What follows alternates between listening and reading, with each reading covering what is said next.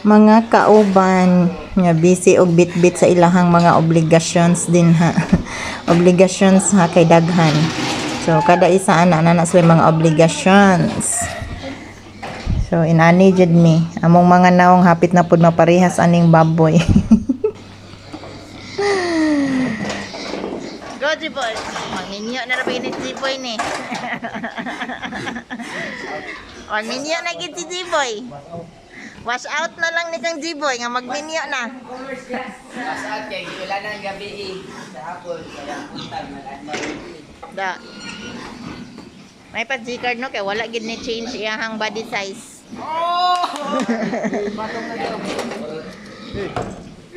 Asa? Ang sibog pa. G-card yun oh.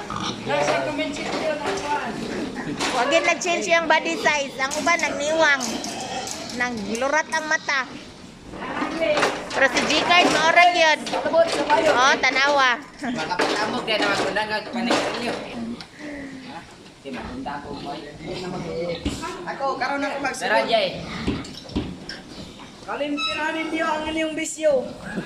Da. Pero ayaw lang ang kaotog.